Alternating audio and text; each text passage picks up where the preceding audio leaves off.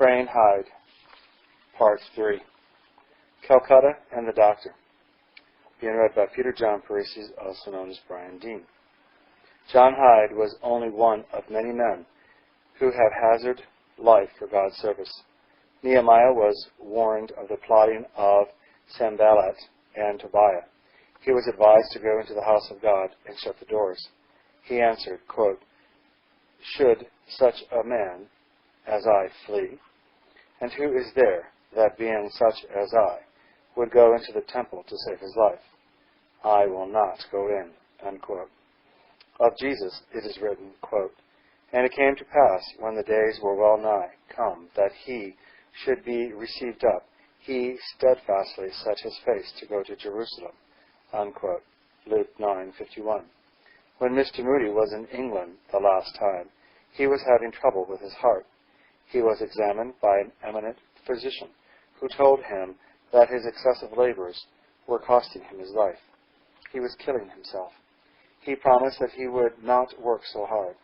On the voyage back to America, an awful storm struck his ship, the Spree. She was partly submerged, and in great distress the people appealed to Mr. Moody. He exhorted and prayed.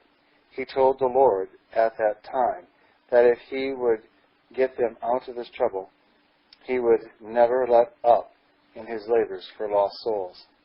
That summer was the time of the World's Fair in Chicago. Mr. Moody gathered such a band of preachers, evangelists, workers, and singers as probably never was assembled for such work before or since. Halls, storerooms, theaters, churches, and even circus tents were utilized for gospel meetings. Mr. Moody worked with all his old-time vigor. They put over a magnificent campaign. A few months later, at Kansas City, while on the platform preaching with all his tremendous energy, the great evangelist's heart gave way. His voice ceased, and his labors on earth were over. A few days later, among his friends at Northfield, he passed over to join that heroic band who counted not their lives dear unto themselves, that they might win precious souls to Jesus. A friend of John Hyde's, living in Calcutta, who now knows what it means to be despised and ejected of men, gives the following testimony as to John's prayer life. "I remember W.T. speaking of dear Hyde's having spent 30 days and nights in prayer for the great Syalcott Convention. That was in 1906, when the convention was opened for the first time to all Christians. This news made a deep impression on me, as it stood out in such contrast to my own prayerless life at that time. When he and I were alone, I pressed Turner for more details, particulars of which he was very reluctant to give, as he himself had stayed 21 days with the little prayer band. 'I cannot go into details,' he said, 'but it was a time in the mount with God.'" Unquote. Soon after the 1910 Syalcott Convention, John held a meeting in Calcutta. His friend in that city writes about him, quote, "He stayed with us nearly a fortnight, and during the whole time he had fever. Yet he took the meetings regularly, and how God spoke to us, though he was bodily unfit to do any work. At that time I was unwell for several days. The pain in my chest kept me awake for several nights. It was then that I noticed what Mr. Hyde was doing in his room opposite. The room where I was being in darkness. I could see the flash of the electric light when he got out of bed and turned it on. I watched him do it at 12, and at 2, and at 4, and then at 5. From that time, the light stayed on till sunrise. By this I know that in spite of his night watches and illness, he began his day at 5. I shall never forget the lessons I learned at that time. I had always claimed exemption from night watches, as I felt too tired at that time.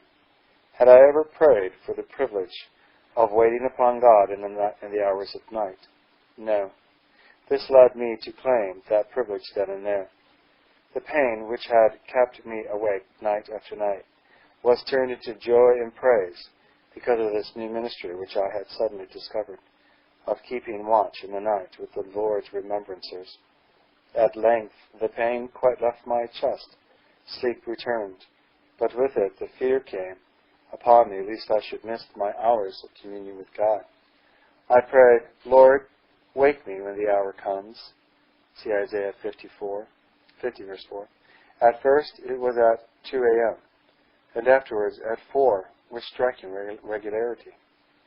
At 5 every morning I heard a Mohammedan priest at the mosque nearby call out for prayers in a ringing, melodious voice. The thought that I had been up an hour before him filled me with joy. But Mr. Hyde grew worse, and the annual meeting of his mission was calling him. Be anxious, I introduced him to come with me to a doctor. And being anxious, I introduced him to come with me to a doctor. The next morning the doctor said, the heart is in an awful condition. I have never come across such a bad case as this.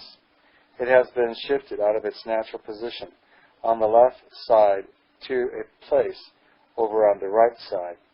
Through stress and strain, it is in such a bad condition that it will require months and months of strictly quiet life to bring it back again to anything like its normal state. What have you been doing with yourself? Dear Hyde said nothing. He only smiled. But we who knew him knew the cause. His life of incessant prayer, day and night, praying exceedingly with many tears for his converts, for his fellow laborers, for his friends, and for the church in India. Unquote. Then the friend writes how God taught him to live a life of prayer through Mr. Hyde's example, and how afterwards he too, like John Hyde, was led into the fellowship of Christ's sufferings, down, down, down, further and further into the very recesses of Gethsemane, till he too seemed to tread the winepress of the wrath of God against sin all alone. The Spirit jealously desires us for his own. James 4:5, Alford. It is his highest desire that there be in us a life of fellowship with himself. For this supreme wish of his heart, he rises early, seeking, knocking, unasked, uninvited. Isaiah 50, verse 4. How much more if asked and invited? Does not this fact make the morning watch unspeakably precious and glorious? He seeks communion with us because it is his right and our benefit. He seeks this communion at the beginning of the day. He reclaimed the best, the very best hour of the day. With so great a privilege pressed upon us, does it not mean a solemn obligation on our part to cultivate this life of fellowship? If we are willing, he will quicken and empower. Remember Gethsemane. Our Lord's appeal to his disciples in his hour of supreme crisis was, quote, could you not watch with me 1 hour? Unquote. The appeal, though thrice repeated, fell upon deaf ears because the enemy's power had overmastered the disciples through sleep. Do we not hear the Lamb upon his throne, quote, standing as though it had been slain, unquote? Make the same appeal again at this hour of world crisis, at this hour of church crisis. Could you not watch with me 1 hour? The renewal of the church will depend on the renewal of our prayer life. The powers of the world to come are at our disposal if we will make time for quiet hours for fellowship and communion, which is our Lord's supreme, yearning desire. O ye who sigh and languish, and mourn your lack of power, heed ye this gentle whisper, could you not watch 1 hour? For fruitfulness and blessing there is no royal road. The power for holy service is intercourse with God. Or a word or action hath stained its snowy scroll, bring the new day to Jesus, and consecrate the whole. Then fear not for the record, and surely will indict. Whatever may betide thee, it shall be, must be, right. Soon the last golden sunrise shall deck the eastern sky. Soon the last watch be ended. Redemption draweth nigh. Then may this bright incentive within our spirits burn. It may be this morning the bridegroom shall return. The Calcutta friend continues. We have heard of martyrs who were kept in prison and in the end were put to death. But have we ever heard of one who was so given up to the ministry of prayer that the strain of a daily burden brought him to a premature grave? No, friend, answers another brother in India, not a premature grave. It was a grave of Jesus Christ. John Hyde laid down his life calmly and deliberately for the Church of God in India. Who follows in his train? Transformed lives. Behold how much was wrought in the life and work of one lady missionary. She had worked hard for many years in her district, and none of the work there was bearing real fruit. She read the account of Mr. Hyde's prayer life and resolved to devote the best hours of her time in prayer and waiting on God in the study of His Word and will. She would make prayer primary and not secondary as she had been doing. She would begin to live a prayer life in God's strength. God had said to her, "Call upon me, and I will show thee great and mighty things. You have not called upon me, and therefore you do not see these things in your work." She writes, "I felt that at any cost I must know Him and this prayer life, and so at last the battle of my heart was ended, and I had the victory." One thing she prayed for was that God would keep her hidden. She had to face being misunderstood and being dumb and not opening her mouth in self-defense if she was to be a follower of the Lamb. In less than a year she wrote a letter, and oh, what a change. New life everywhere, the wilderness being transformed into a garden. 15 were baptized at first, and 125 adults during the first half of the following year. The most of the year have been a battle to keep to my resolution.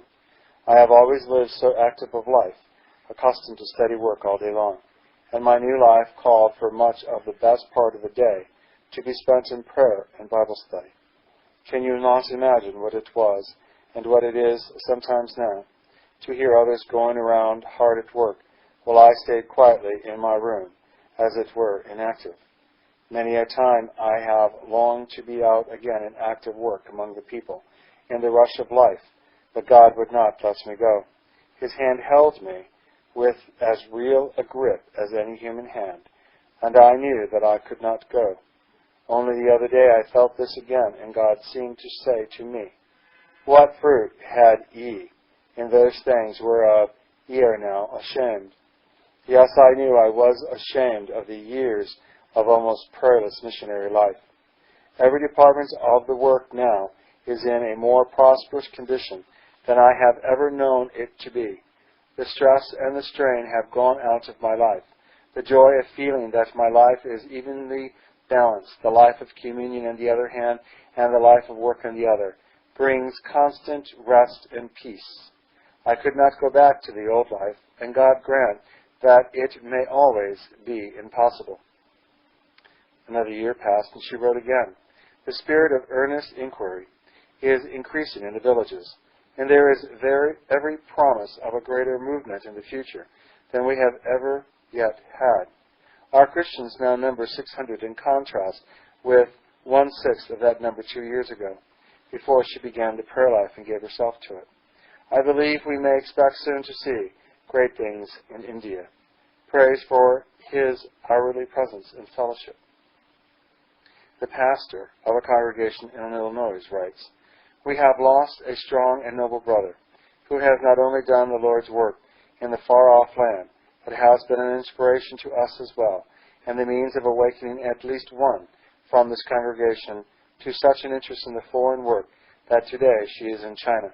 Who can measure John Hyde's influence and power in India, in England, and in America?" J.N. Hyde was like his father. When duty called, the call was imperative. He answered it not with skyrocket exploitation and great ados, but with unalterableness of purpose that meant this or death. It seems God meant this and death. In the last class letter he wrote to his seminary classmates, he says, quote, "For 3 full years now, God has given us decisions and baptisms every day when we have been out in our district, over 1,000 the past 2 years. Never a day if we were right with God without souls. Then they turn many to righteousness, shall shine as the stars forever and ever. Is there anything in this old world worthwhile, ever seeking and saving that which was lost?" Unquote. Hendricks Johnson. Read of these experiences as recorded by a missionary in India who wrote, "An American girl's struggle and surrender. On the wall in my room in India hung a motto card. It is the picture of a stony hill with a little green grass here and there.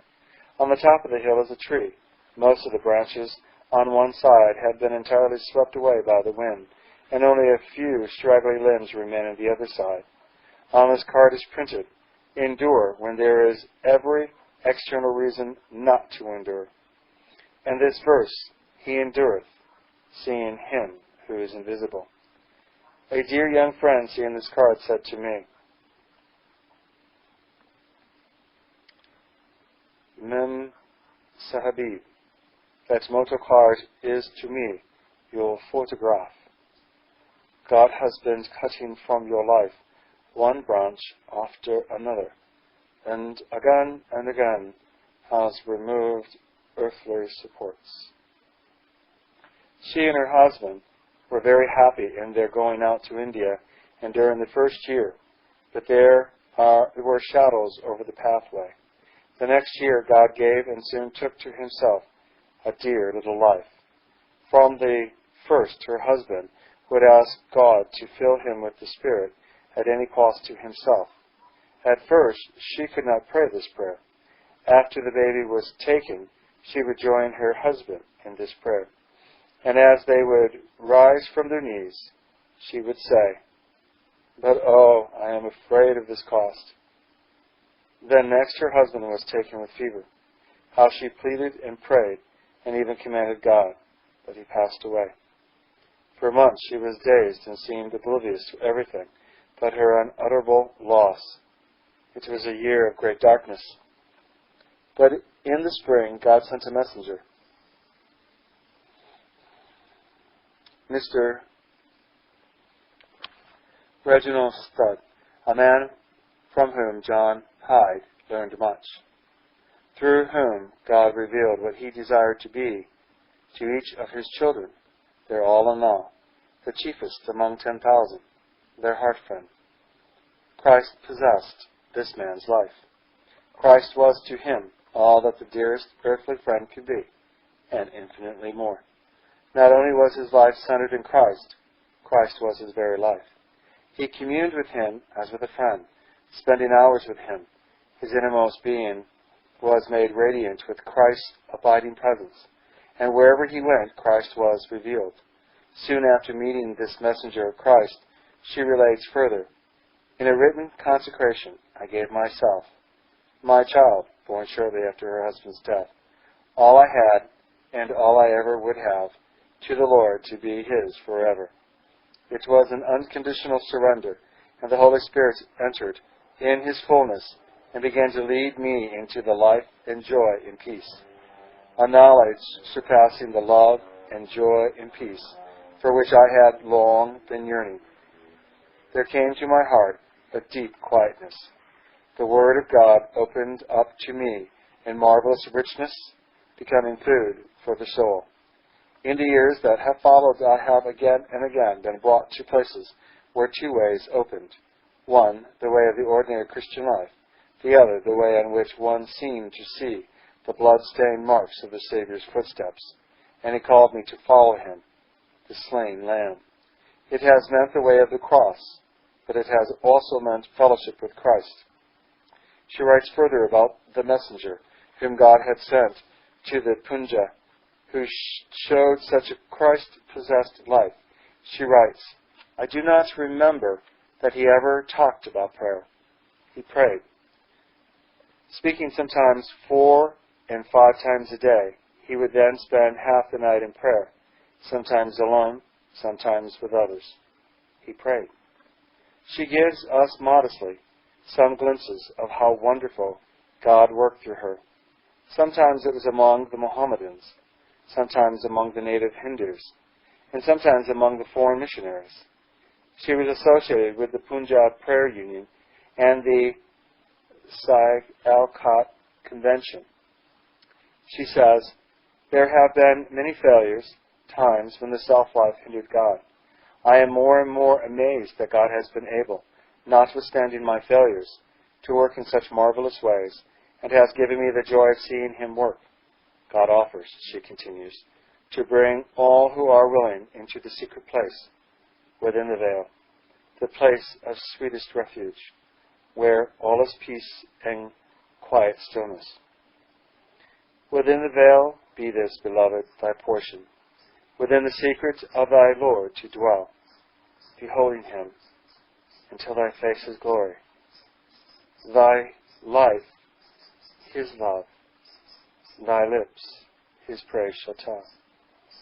Within the veil, for only as thou gazest upon the matchless beauty of his face, canst thou become a living revelation of his great heart of love, his untold grace. Within the veil, his fragrance he poured upon thee, without the veil that fragrance shed abroad. Within the veil his heart shall tune the music which sounds on earth the praises of the Lord. When I was a boy, there was a pond near my father's house. I would stand on the shore of that pond and throw a stone out into the water, and then watch the waves in ever-widening circles move out from that center, till every part of the surface of the pond would be in motion. The waves would come to the shore at my very feet, and every little channel and inlet would be moved by the ripples. Syalkot started circles and waves of blessings that are even now beating in their secret recesses and inlets of many human hearts. And I am led to believe that every atom and molecule of water in that pond felt the impact of that stone. Only God and the recording angel can determine how much the whole body of Christ has been moved upon and benefited by the tremendous prayer force generated by the Holy Spirit in that prayer room at Syalkot. Native pastors, teachers, and evangelists have gone home from these conventions with new zeal for Jesus and have influenced thousands of lives in their many fields of labor. Foreign missionaries have had their lives deepened by visions of God. Letters and printed pages, like the aprons and handkerchiefs from Paul's body, have been sent probably to every country on earth to bring healing to the faint-hearted and direction and encouragement to those desiring to enter the prayer life. I am assured that tens of thousands have been born into the kingdom because of the soul travail at Syalkot. Many will one day rise up to thank God that 2 or 3 men in North India, in the name of Jehovah, said, "Let us have a convention at Syalkot." England again. The meeting and visit in Calcutta occurred in the fall or winter following the 1910 Syalkot Convention. The next spring, March 1911, John Hyde started home, as the physicians would say, a dying man. He had arrived in India in the autumn of 1892, less than 20 years before, but surely they were 19 beautiful years. When he arrived in England, he went to visit some friends in Wales, intending later to attend the Keswick Convention. While in Wales, he heard that Dr. J. Wilbur Chapman and Mr. Charles M. Alexander, on their worldwide evangelistic tour, were holding a meeting at Shrewsbury. With 2 of his friends, he went to the opening of this campaign. During the first day of 3 days, a friend writes, "We greatly enjoyed the services, but we realized that there was some great hindrance, and this was felt especially at the meeting for ministers. After that service, we saw that the burden had come upon Mr. Hyde, and as we were leaving the next day, he asked whether we could engage his room at the hotel for the following week. He was preaching on the Sunday at another place, but he intended returning early Monday morning to take up the burden of prayer for Shrewsbury. To those who knew him, it was apparent that the load was weighing very heavily upon him. The faraway glaze, the remarkable sweet, pathetic, pained expression, the loss of appetite, the sleepless nights, all went to prove this. Here is Dr. Chapman's letter. God has been graciously near to us in all these long journeys around the world, and we have learned some things which have increased our faith. First, more than ever before, we believe in the Bible as the authentic Word of God. Second, we believe in prayer as never before. I have learned some great lessons concerning prayer. I know that all great revivals are born of prayer. At one of our missions in England, the audience was extremely small. Results seemed impossible. But I received a note saying that an American missionary was coming to the town and was going to pray God's blessing down upon our work. He was known as the Praying Hyde. Almost instantly, the tide turned. The hall was packed, and my first invitation meant 50 men for Jesus Christ. As we were leaving, I said, "Mr. Hyde, I want you to pray for me." He came to my room, turned the key in the door, dropped on his knees, waited 5 minutes without a single syllable coming from his lips. Then I could hear my own heart thumping and his beating. I felt the hot tears running down my face. I knew I was with God.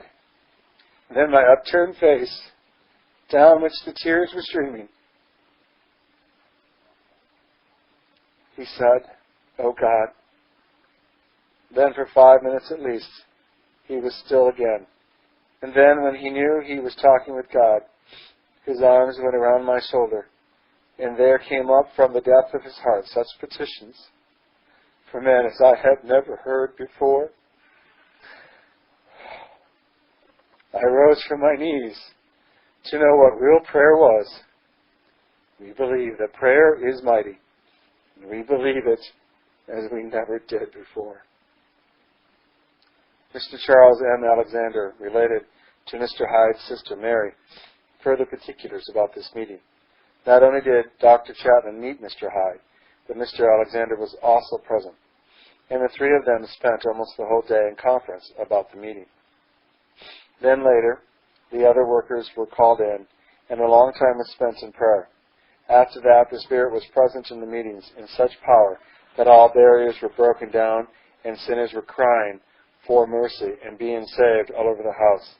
Mr. Hyde had a helper in intercession furnished him in the person of Mr. Davis of the Pocket New Testament League, and the two, being kindred spirits, became very friendly. Mr. Hyde remained there for a whole week and then went back to his friends in Wales. The following day he was seriously ill and could scarcely speak, but he smiled and whispered, "The burden of Shrewsbury was very heavy, but my Saviour's burden took him down to the grave." The manner in which John Hyde prayed, as referred to in the above quotation, that is, of pausing between petitions or expressions, is also referred to by another writer. Right on his face on the ground is Praying Hyde. This was his favorite attitude for prayer. Listen, he is praying. He utters a petition and then waits. In a little time he repeats it and then waits. And this many times until we feel that that petition has penetrated every fiber of our nature, and we feel assured that God has heard, and without doubt he will answer. How well I remember him praying that we might open our mouth wide, that he might fill it. Psalms 81:10. I think he repeated the words wide scores of times with long pauses between. Wide, Lord, wide, open wide, wide. How effectual it was to hear him address God. Oh, Father, Father. A woman who was for years a missionary in India writes to the Remembrancer, "I remember during one of the Jubbulpore conventions, at the noontime prayer meeting, I was kneeling near to him, and can never forget how I was thrilled with a feeling I cannot describe as he pleaded in prayer, Jesus,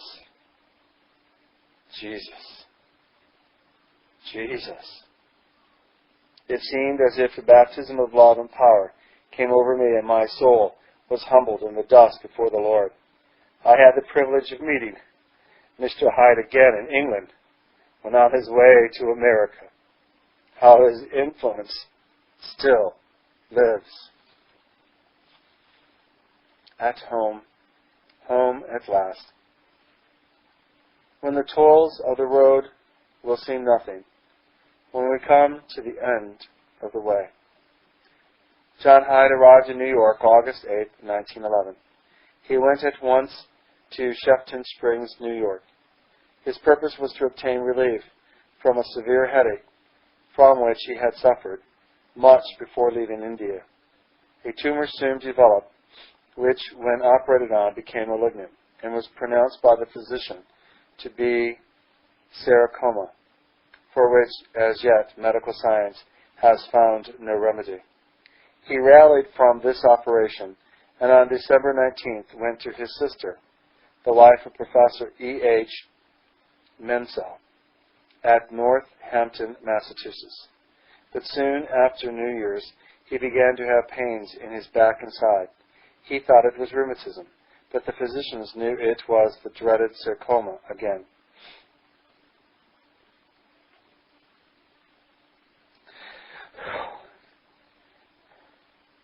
He passed away February 17, 1912. His body was taken by his brother, Will Hyde, and his sister Mary back to the old home at Carthage, Illinois. And the funeral was held in the church where his father was for 17 years the pastor. At the time of John's funeral, the Reverend J.F. Young, his classmate, was pastor of the home church and preached at the funeral. It was my privilege to assist in the service and to stand on the platform and look down into the casket at that dear, dear face. He was greatly emancipated, but it was the same sweet, peaceful, gentle, yet strong, resolute face that I had known in 1901, the last time I saw him alive. That February the 20th was cloudy and chilly and gloomy as out in beautiful Moss Ridge. We tenderly laid him beside his father and his mother and his brother Edmund. But I know that by and by the clouds and the shadows will flee away, the chill and the gloom of the grave will be dispelled, and that man of prayer and praise come forth in the likeness of the risen Son of God. Holiness unto the Lord. As I have carefully and prayerfully gone over the facts and instances and experiences in the life of my dear friend, I am impressed that the one great characteristic of John Hyde was holiness. I do not mention prayerfulness now, for prayer was his life work. I do not especially call attention to soul winning, for his power as a soul winner was due to his Christ-likeness. God said, "Without holiness no man shall see the Lord." And we may scripturally say, without holiness no man shall be a great soul winner. Mr. Hyde himself said in substance, "Self must not only be dead, but buried out of sight, for the stench of the unburied self-life will frighten souls away from Jesus." It does not seem that John Hyde preached much about his own personal experience of sanctification, but he lived the sanctified life. His life preached, just as he did not say very much about prayer. He prayed. His life was a witness to the power of Jesus' blood to cleanse from all sin. Read these testimonies that have come to me from a number of scores. Further search would no doubt reveal scores of other witnesses to the saintliness of this beloved servant of Jesus Christ and man of prayer. From a publication in this country, the Bishop of Oxford says of personal holiness, There is no power in the world so irrepressible as the power of personal holiness. A man's gifts may lack opportunity, his efforts be misunderstood and resisted, but the spiritual power of a consecrated will needs no opportunity and can enter where doors are shut. In this strange entangled business of human life, there is no energy that so steadily does its work as the mysterious, unconscious, silent, unobtrusive, impenetrable influence which comes from a man who has done with all self-seeking. And herein lay John Hyde's mystical power and great influence. Multitudes have been brought to their knees by prayer he uttered when filled with the Spirit. This from a letter written to Mr. Hyde's sister. If ever there was a godly man, forgetting of himself and devoted to the Master's service, your brother was that one. A native of India, the marvelous spirituality of Mr. Hyde had for some time been so great that all who saw it were filled with wonder. These words are by a missionary in India. His loss will be sadly felt in this country, especially by the Indian Christians. He was one of the holiest men I have ever known, and his life exerted a great influence. One of his classmates writes, "No saint of the Church was ever beyond him in holiness. He verily gave his life for Christ and India." Another missionary in India wrote, "He revealed a Christ-possessed prayer life. He talked with Christ as with a friend, spending hours with him. His inmost being was made radiant by Christ's abiding presence, and wherever he went, Christ was revealed." The Indian witness says this, "He has had a very remarkable influence in the Indian Church. A year ago last autumn, his addresses at the Scots Convention produced a profound impression. He was an acceptable speaker in Urdu, Punjabi, and in English, and it was always the man of holiness and power back of an address which made it indeed a message."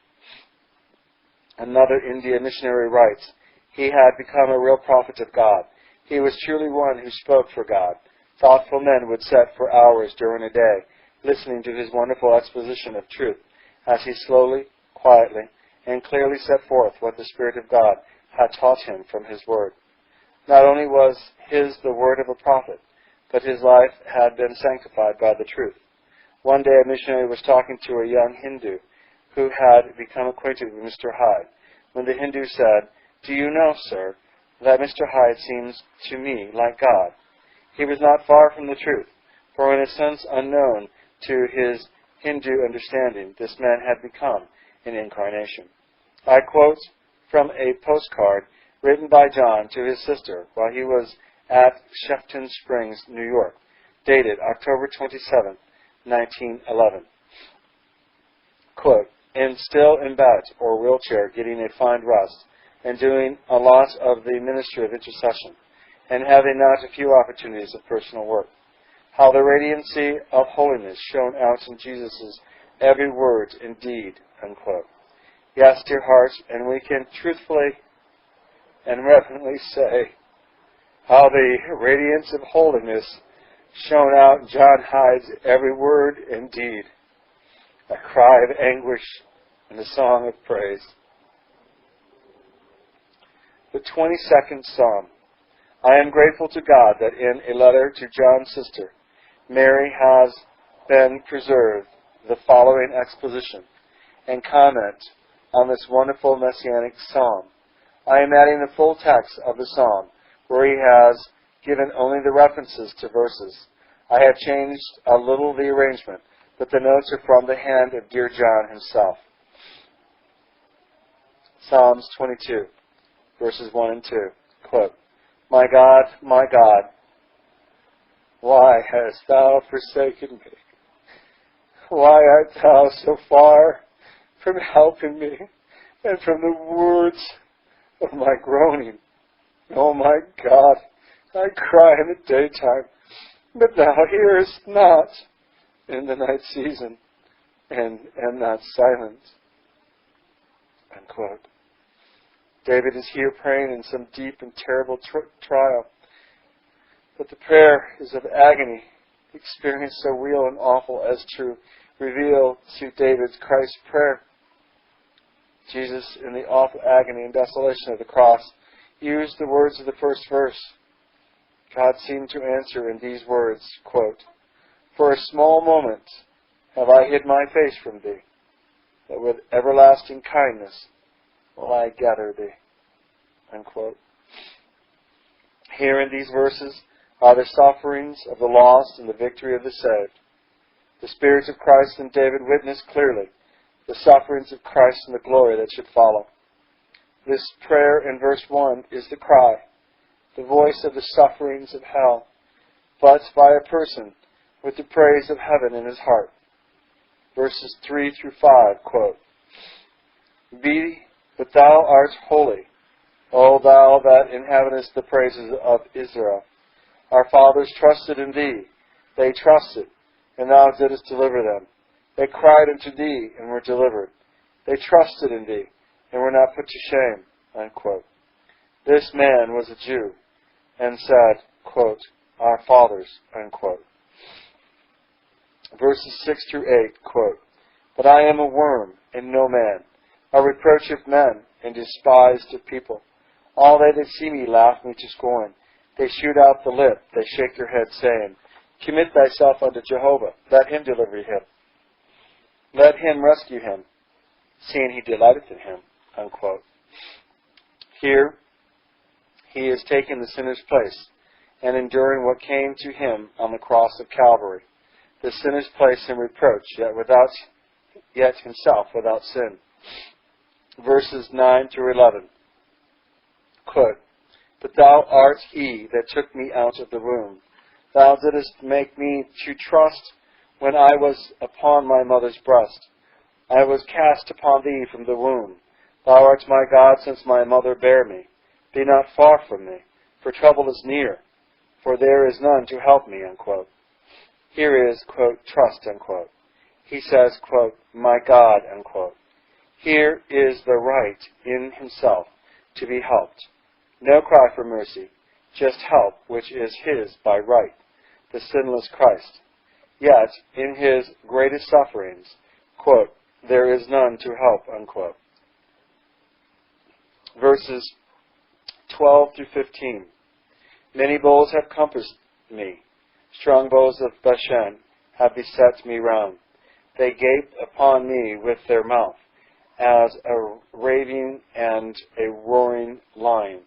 I am poured out like water, and all my bones are out of joint. My heart is like wax, it is melted within me. My strength is dried up like a potsherd, and my tongue cleaveth to my jaws. And thou hast brought me into the dust of death." Unquote. Surrounded by enemies and by fiercest adversaries, brought into, quote, "the dust of death," unquote, still unhelped, God has become, as it were, his adversary. Quote, "Yet it pleased the Lord to bruise him. He hath put him to grief," unquote. Isaiah 53, verse 10. Verses 16 through 18, quote, "For dogs have compassed me. A company of evildoers enclosed me. They pierced my hands and my feet. I may count all my bones. They look and stare upon me. They part my garments among them, and upon my vestures do they cast lots." Unquote. What a picture of the cross. Quote, "I may tell all my bones," unquote. How this tells of 3 years. Yes, a lifetime, but especially of 3 years of sorrow over my sin, of prayer and fasting and watching, sometimes whole nights, and then days and nights of working, teaching, healing, preaching, and of grief as we saw sin and its hold and havoc. And he saw the weaknesses and the sins of God's own disciples.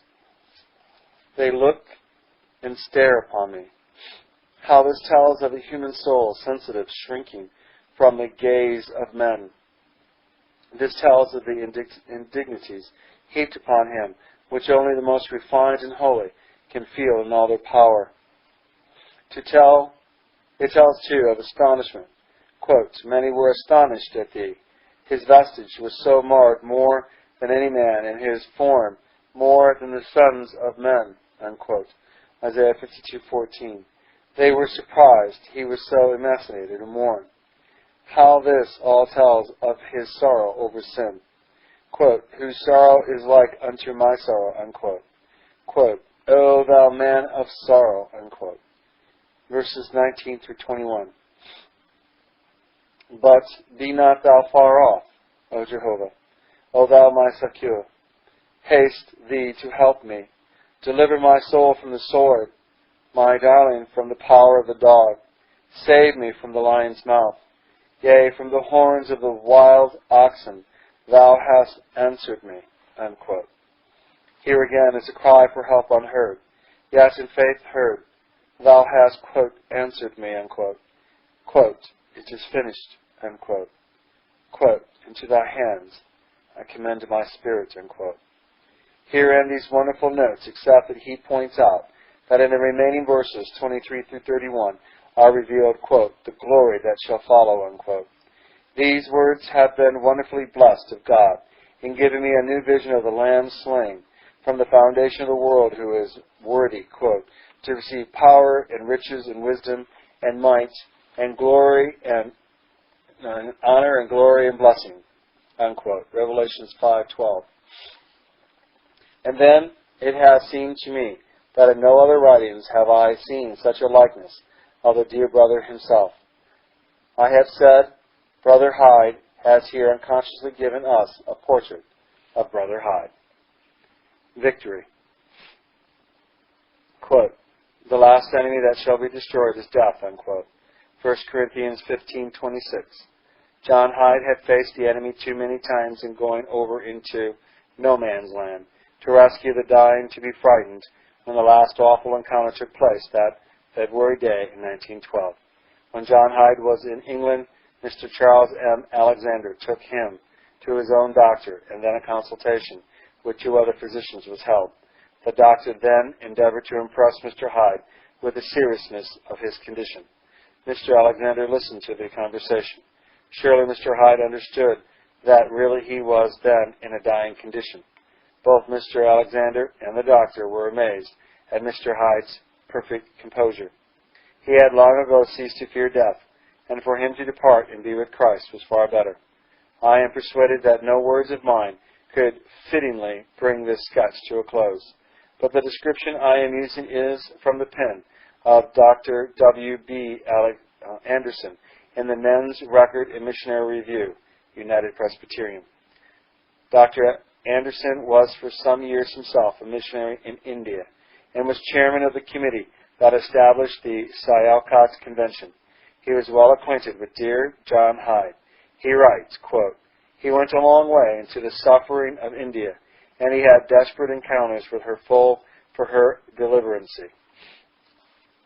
To him who dares much in this warfare, God seems to give a wonderful vision of victory. One day, about 4 years ago, he was walking and talking of an experience he had on a day of prayer that was being observed for India. He was speaking intimately to intimate friends. He said, on the day of prayer, God gave me a new experience. I seemed to be away above our conflict here in the Punjab, and I saw God's great battle in all India, and then away out beyond in China, Japan, and Africa. I saw how we had been thinking in narrow circles of our own countries and our own denominations, and how God was now rapidly joining force to force and line to line, and all was beginning to be one great struggle. That to me means the great triumph of Christ. We do not dare any longer to fight without the consciousness of this great world battle in which we are engaged. We must exercise the greatest care to be utterly obedient to Him who sees all the battlefield all the time. It is only He who can put each man in the place where his life can count for the most. Above all the strife of battle, he could see the great commander, whom he was following so implicitly. When the world came to us in India, that after severe sufferings in America, he had been called home, it seemed to me that I could hear something of an echo of the shouts of victory as he entered into the king's presence. Then the next word that came was that he had died with the words upon his lips, "Shout the victory of Jesus Christ." When I heard that, I thought of that awful time in the life of our Lord when his foes were closing in upon him. He knew that the time of his sacrifice was near.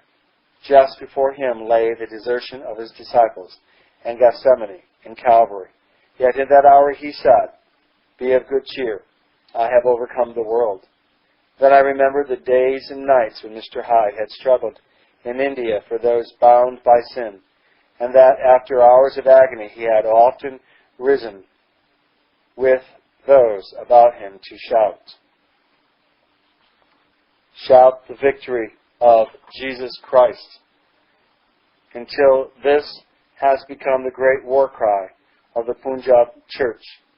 As he sent that shout back to us from the presence of the great victor, let us see to it that it rings throughout the whole world. Shout the victory of Jesus Christ. In Jehovah's name, amen. Additional material regarding the life and ministry of John Hyde has been published in more extended book form by missionary friends in India. The book is entitled A Present-Day Challenge to Prayer, Memoirs of the Life of Praying Hyde, and copies may be obtained. Footnote of the reader: that particular book has been ordered and as today has been shipped, and as soon as I receive it, I will place it into the reading docket to be recorded and uploaded online. This is the end of The Praying Hyde by Francis McCall, 1923. It is in 3 sections, and it actually had 64 pages, not 69 like I said, 64 pages in this book. And that is it. May God be glorified, and may you grow closer to Him. This is Peter John Parisi, signing out.